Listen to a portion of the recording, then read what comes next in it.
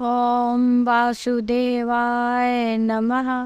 आप सभी का मेरे YouTube चैनल पर स्वागत है।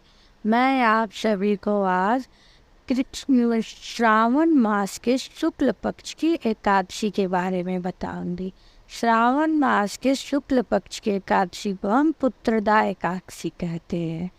एक समय युधिष्ठिर ने श्री कृष्ण से पूछा कि कृष्ण, आपने तो हमें पांचों भाइयों को एकादशी के महत्व के बारे में बताया।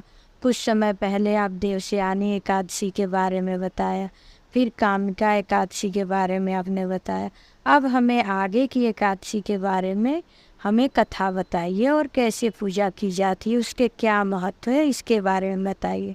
तब श्री कृष्ण बोले, श्रावण मास के शुक्ल पक्ष के दिन जो एकादशी होती है उसे पुत्रदा एकादशी कहते हैं। मैं आज आप लोगों को उसके बारे में बताऊंगा।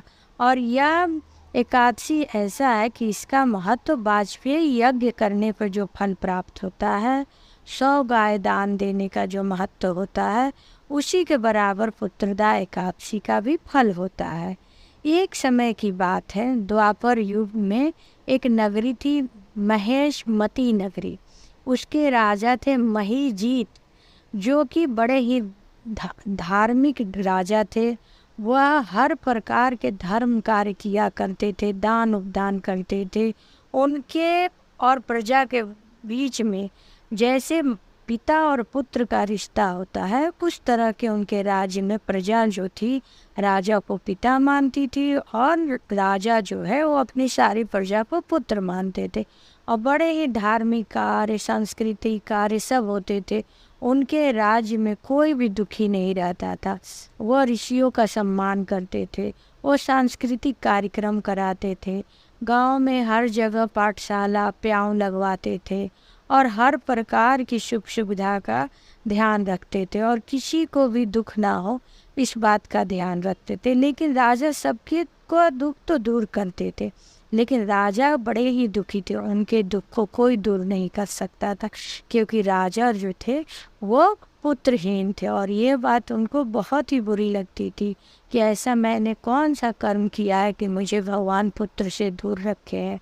और वह हमेशा यही सोचते थे कि जिस इंसान के पास पुत्र नहीं है, वह इस लोक या परलोक में भी उसकी कोई गति प्राप्त नहीं होगी। यह सोच के बड़े दुखी रहते थे। लेकिन वह अपने सारे दुख को भूल के प्रजा की सेवा में लगे रहते थे और हर लोगों की देख रेख करते रहते थे। जब राजा की उम्र थोड़ी ज़्यादा होने लगी तो वो चिंतित हो गए कि अब तो मुझे पुत्र प्राप्त नहीं होगा, मेरी प्रजा का क्या होगा। वह अपने मंत्री और जो भी उनके गुरुदेव थे, सभी लोगों को बुला के बोले कि मैं समझ नहीं पा रहा हूँ, मेरे साथ ही ऐसा क्यों हो रहा है, क्योंकि मेरे कोष में जो भी धन है वो किसी से भी छीना हुआ नहीं है या किसी को दुख दे के लिया हुआ नहीं है।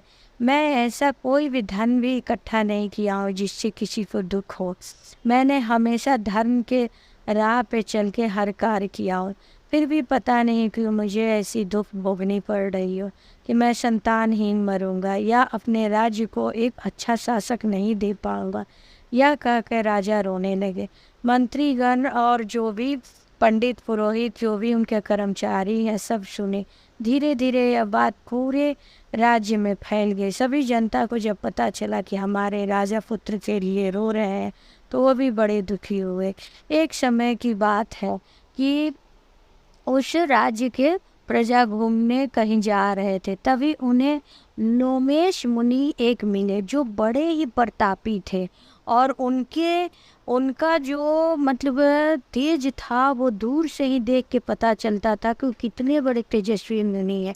और लोमेश मुनि के बारे में प्रजा को भी पता थी। वो सब लोग सोच के गए कि चलो इन मुनि से हम लोग पूछते हैं और उनसे प्रार्थना करेंगे कि हमारे राजा के मन की दुख दूर करे और उन्हें कैसे पुत्र प्राप्त होगी, इसके बारे में पूछेंगे। सब प्रजा वहाँ गए और लोमेश मुनि की हाथ जोड़ के विनती करने लगे। तब वो ध्यान में थे, उनका ध्यान टूटा तो बोले, आप लोग किस लिए आए हैं, किस कार्य के उद्देश्य से मेरे सामने प्रकट हुए हैं।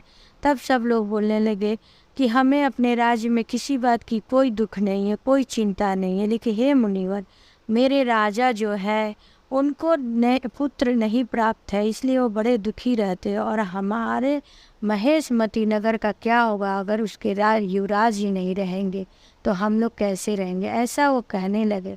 और फिर कुछ प्रजा ये भी मुनि से प्रश्न करने लगे कि मेरे राजा जब इतने धर्मात्मा है तो कैसे भगवान उनके साथ अन्याय कर सकते हैं।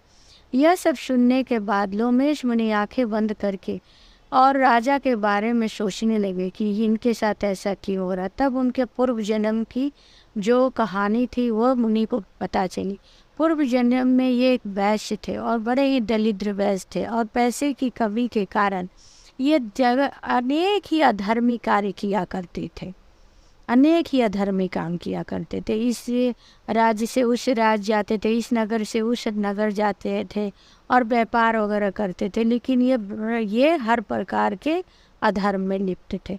एक समय की बात है कि इनको 2 दिन से भूखे प्यासे थे, 10वीं और एकादशी के दिन 2 दिन ये निर्जला एकदम रहे, भूख प्यास से तड़प रहे थे। द्वादशी के दिन जाके ये नदी में पानी पीने जा रहे थे, तो ये देखिए एक गौ माता पानी पीने जा रही है, जो 2 दिन पहले ही अपने बछड़े का जन्म दी थी, और वो जा रही थी पानी पीने के लिए, लेकिन ये पानी नहीं पीने दिए और गौ माता को वहाँ से हटा दिए और खुद पानी पिए। तो ये जो 2 दिन अनजाने में इन्हें 10वीं और एकादशी के दिन ज्येष्ठ मास में ये किए थे, उससे एकादशी व्रत माना गया और इस कारण इन्हें राजा बनने का सौभाग्य प्राप्त हुआ।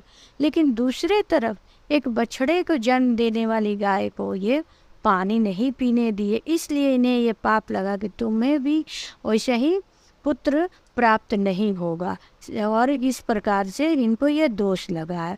अब जब सब ये लोग सुने तो कुछ प्रजा कहने लगे लोमेश मुनि से कि मुनिवर, कोई भी पाप हुआ हो जाने अनजाने, उसके निवारण कुछ ना कुछ भगवान देते ही हैं।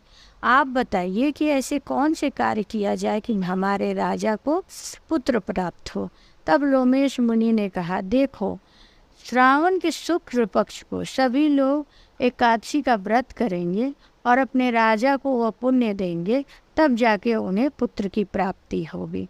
सब नगरवासी गांव गए और वहाँ पे राज्य में जाके राजा से ये बात बताई कि मुनिवर ने ऐसे ऐसा कहा है, हम सारे राज्य के लोग आपके लिए एकादशी का व्रत करना चाहते हैं। श्रावण के शुक्ल पक्ष के 10वीं के दिन सभी ने निरामिष भोजन किया और रात्रि में कुछ भी सूर्यास्त के बाद अन्न जल ग्रहण नहीं किया। दूसरे दिन प्रातः काल उठ के सभी ब्रह्म मुहूर्त में एकादशी व्रत का जैसे मुनि बताए थे उस हिसाब में उस तरह से श्री हरि का पूजन पाठ सबने किया, और उसके बाद से शाम को आरती की और दूसरे दिन द्वादशी के दिन पारना किया, और पारना करने के बाद से उन्होंने अपने सारे पुण्य नगरवासी जितने थे जो एकादशी व्रत किए थे उन सभी लोगों ने कहा कि हम अपने इस एकादशी का फल राजा को दे रहे हैं, जिससे उन्हें पुत्र प्राप्त हो। इस प्रकार राजा को पूरे नगर के श्रावण मास के शुक्ल पक्ष की एकादशी का पुण्य प्राप्त हुआ, तब जाके उन्हें पुत्र रत्न प्राप्त हुआ, जो बड़ा ही यशस्वी राजा आगे चल के बना। इस दिन पुत्र प्राप्ति हुआ, इसीलिए इसे पुत्रदा एकादशी कहते हैं। और संतान प्राप्ति के लिए ये एकादशी व्रत लोगों को करना चाहिए। अगर किसी को संतान नहीं है तो वो सभी एकादशी व्रत नहीं कर पा रहा है, तो कम से कम श्रावण मास के शुक्ल पक्ष की पुत्रदा एकादशी तो जरूर करे। ओम वासुदेवाय नमः।